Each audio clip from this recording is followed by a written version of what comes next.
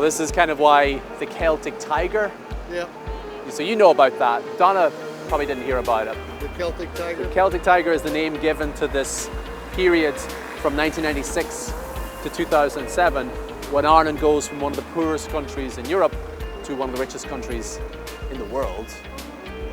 And everything changes. And Irish people were like, oh my God, there's money in the country, right? And there was a sense of hope, right? Let's not talk about the later excesses of it. Let's just talk about the start of it, where there was hope, and there was hope for a better new century than the last century.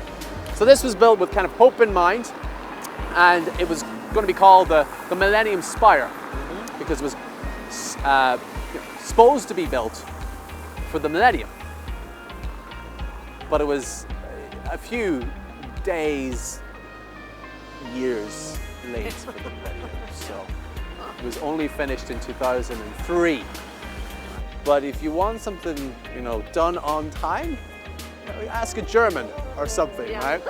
Irish people don't really look at the time the same way. And in fact, most of the clocks in Dublin are wrong.